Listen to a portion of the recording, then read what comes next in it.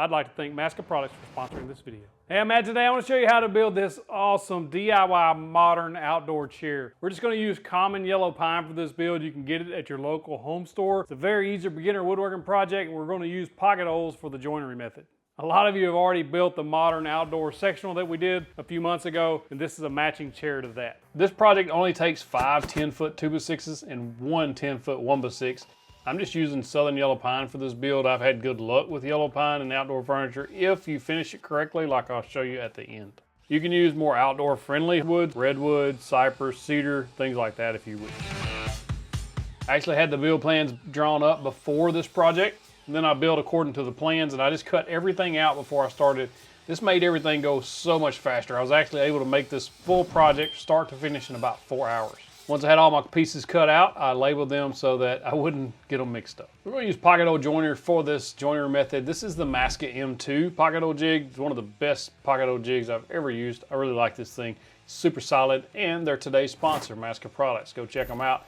I'll put a link in the description below to this pocket hole jig, as well as the review I did to this jig. You want to set your bit at 1.5 inches as well as the jig on 1.5 inches and start drilling pocket holes. We're going to drill several pocket holes here. First thing we're going to do is build the seat frame.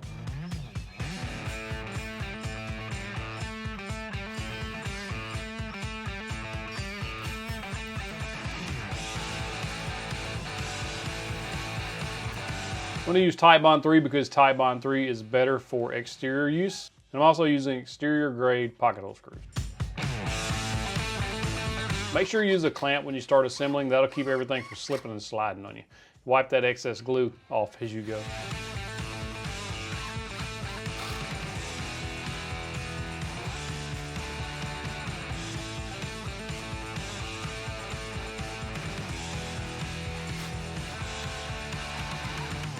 So the main thing is on the seat frame is to keep all of the top pieces flush. That way when you put your slats on there, they don't be rocking and all that stuff. If they're close, it's okay. If you're off a tiny bit, a 1/16 or so, I don't think you'll ever notice it. But to be on the safe side, try to keep that top flat. And the reason I say that is a lot of these 2x6s that you get from the home store, they're not all 5.5 inches wide exactly. Some will be 5 3/8, some will be 5 5/8, some will be 5.5. So you may wind up with some imperfections there where they didn't line up just right. This video is brought to you by 731woodworks.com. Go check out our online store. We have easy to follow build plans with step-by-step instructions to help you make awesome projects just like this one. I put together this outdoor projects bundle for you, save you 20% versus buying them individually. Now we're going to build the leg assemblies, and one thing to keep in mind on the leg rail where the frame that we just built is going to attach, you want to drill the pocket holes kind of skewed to one side, and we're going to put those toward the bottom so that that frame covers those up.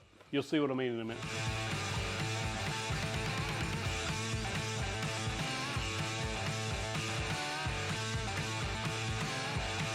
So when we put this brace on there, make sure you turn these pocket holes that we kind of skewed to one side, flip those around so that they're closer to the bottom of the leg. That way when we put our frame on, it'll hide those pocket holes, cover them up. We won't have to worry about filling those later, and you won't see them either. And also turn them in toward your seat. If you use wood glue on all your joints, especially these outdoor pieces like this, one, it's going to make it stronger, and two, it'll keep it from squeaking later. You can use your one-of-a-kind glue spreader or whatever you got.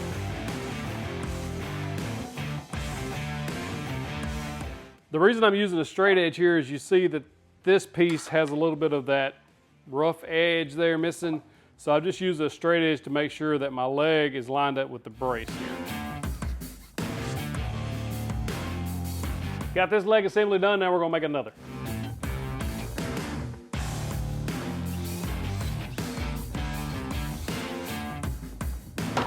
These are our seat slats that we cut earlier. You want to make sure that they're going the same direction as your front board so that it all lines up right. So you should have 4 of them, and we're just going to equally space those out. Now's a good time to make sure that they're not overhanging on each side so that it prevents your legs from being attached. If you feel some overhang, you can go ahead and trim those off now. I'm using exterior grade screws here for the seat slats, and it's always a good idea to pre-drill this stuff, especially these softwoods, so they don't split and bust on you.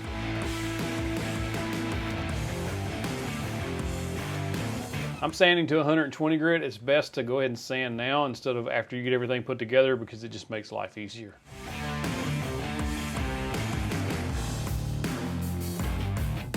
You should have 2 leg assemblies and 1 seat frame. I measured up 17 inches from the bottom so that the top of my seat will be 17 inches, and then when you add the cushion, which is usually about 1 inch thick, that gives you about an 18-inch seat height. If you're building these for shorter people, you can adjust your height here. These could be the same. You've got plenty of space there to adjust that seat height down if you want a shorter seat height. You want to make sure that this piece goes across the front, and then your slats are going to be running between the 2 legs. And remember, this is an outdoor chair. It's going to get rained on. It's going to have, it's going to be in the weather, the heat, the cold. You're not building a clock, so just get it close to your marks. About 4 screws should be good. I'm using 2 1/4 inch screws here. Make sure that you're flush on each side there.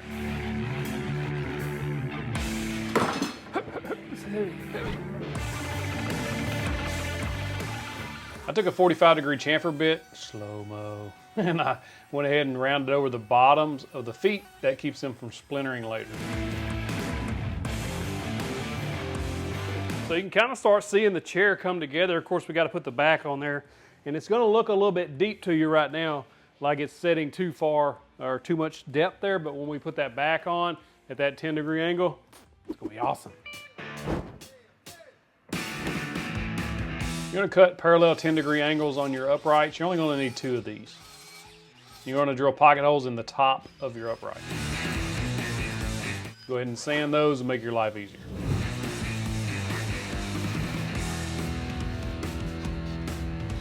Putting the back brace on, I should have, don't be me, I should have put the pocket holes both on the inside. I accidentally drilled them the same way, so there's no way to turn that around. I'll put a little glue here where it's going to contact the armrest as well as on the bottom. And all I'm going to do is flush that up to the back here of the arm. Stop, stop, stop. Past me made a big mistake that future me is now here to correct.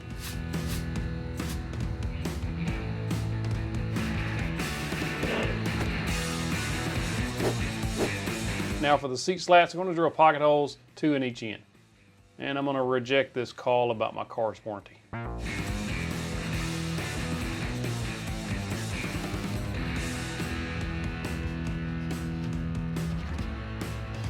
We got to put the back slats in. I've already put 1 in. This top piece has to go on there. I just used a couple of small blocks to put under this bottom piece so that it raises it up a little bit. My concern as I'm putting this together, you won't have to worry about this if you get the plans, is that the back's too high. While comfortable, I don't know if there's a cushion out there that's going to go that high, although you really don't even need a cushion. It's quite comfortable. I may trim the top off a little bit.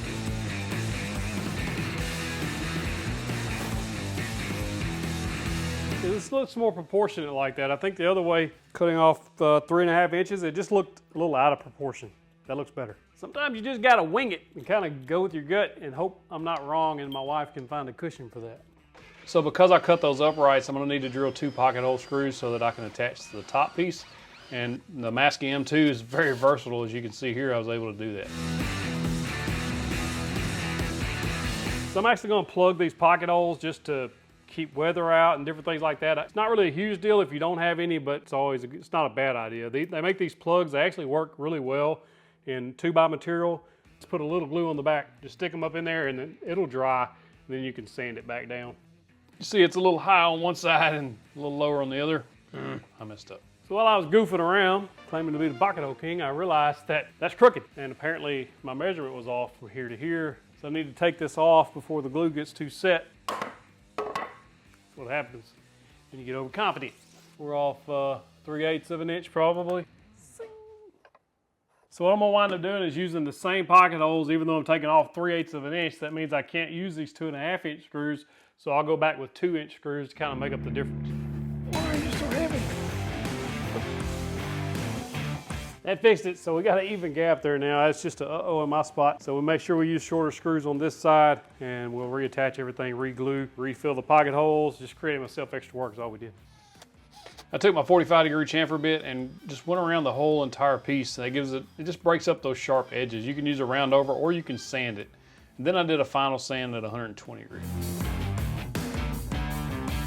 I'm going with Cabot Australian Timber Oil. It's for decks, siding, railings, and outdoor furniture. We've used it previously on our outdoor sectional as well as our deck, and I really like this.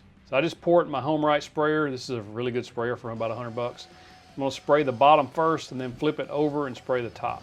This stuff is really thin, so you have to kind of really go fast or it'll pull up on you. I was able to spray the whole thing in about 10 minutes. You can see where it kind of pulled up on me where I was trying to get in those cracks. I'm just going to take a paper towel and wipe this off. This actually comes off really easily, and it's basically just like wiping off excess stain. Once you do that, you should have a nice uniform look.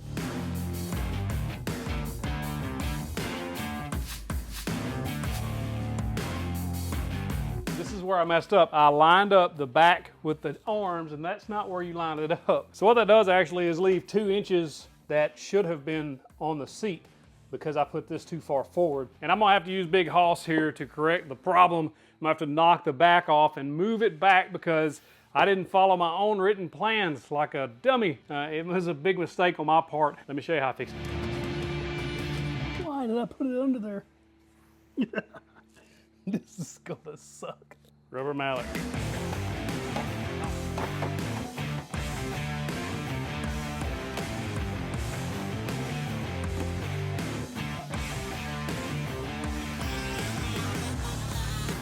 Yep, I'm ruining that blade. I need a metal blade. Hoss. Oh, the screw's still there. That's what's going on. That did it. That did it.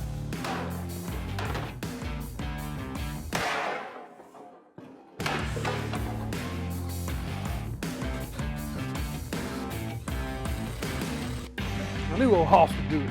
So I kind of boogered up this wood. I'm gonna have to sand that a little bit and refinish it. However, if you follow the plans, that won't be an issue. So to touch it up, I'm just gonna use a paper towel, dip it in this can and just kind of wipe it on there. A lot of times this oil type finish will have, the pigment will settle in the bottom. Not sure if you can see that. So you actually see the pigment on the end of the stick there. So it's always a great idea to stir your finishes.